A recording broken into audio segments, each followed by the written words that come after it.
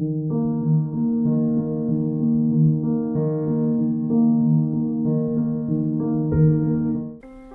Rules of Love", Ella. Northampton, May 24, 2008. Breakfast is the most important meal of the day. Being a big believer of the saying, every morning, weekdays and weekends alike, Ella made her way to the kitchen. A good breakfast, she thought, set the tone for the rest of the day. She had read in women's magazine that families who regularly had a proper breakfast together were more cohesive and harmonious than those in which each member rushed out of the door half-hungry. And though she firmly believed in this research, she had yet to experience the joyful breakfast that magazines wrote about. Her breakfast experience was a collision of galaxies, where every member of her family marched to a different drama. Everyone wanted to eat a different thing at breakfast, which was entirely against Ella's notion of eating together. How could there be unity at a table when one nibbled toasted bread and jam, Janet, while another chopped honey-puffed cereal away, and a third waited patiently to be served scrambled eggs, David, and a fourth refused to eat anything at all, oatmeal. All the same, breakfast was important. Every morning she prepared it, determined that no child of her would begin the day munching on biscuits or some other junk food. But this morning, when she entered the kitchen, instead of brewing coffee, squeezing oranges, or toasting bread, the first thing Ella did was to sit at the kitchen table and turn on her laptop. She logged on to internet to see whether there was an email from Aziz. To her delight, there was. "Dear Ella, I'm so happy to learn that things have improved between you and your daughter. As for me, I left the village of Almastanangu yesterday at the crack of dawn. Strange, I stayed here only a few days, and yet when the time came to bid farewell, I felt sad, almost grieved. Would I ever see this tiny village at Guatemala again? I didn't think so. Each time I say goodbye to a place, I feel like I'm leaving a part of me behind. I guess whether we choose to travel as much as Marco Polo did, or stay in the same spot from cradle to grave, life is a sequence of births and deaths. Moments are born and moments die. For new experiences to come to light, old ones need to wither away. Don't you think? While in Momostanango, I meditated and tried to visualize your aura. Before long, 3 colors came to me: warm yellow, timid orange, and dissolved metallic purple. I had a feeling these were your colors. I thought they were beautiful both separately and together. My final stop in Guatemala is Chajul, a small town with adobe houses and children with eyes wise beyond their years. In each house, women of all ages weave magnificent tapestries. I asked a granny to choose a tapestry and said it was for a lady living in Northampton.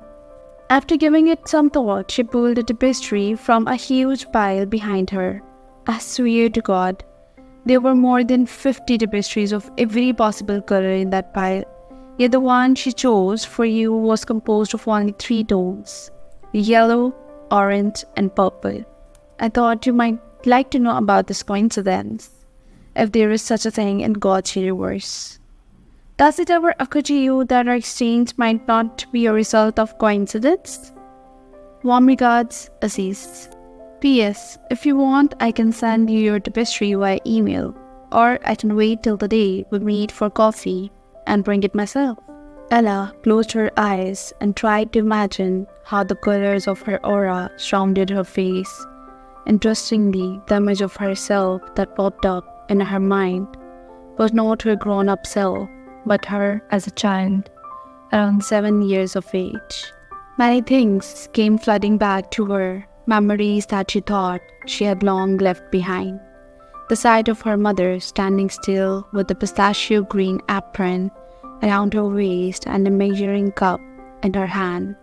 Her face an ashen mask of pain, dangling paper hearts on the walls.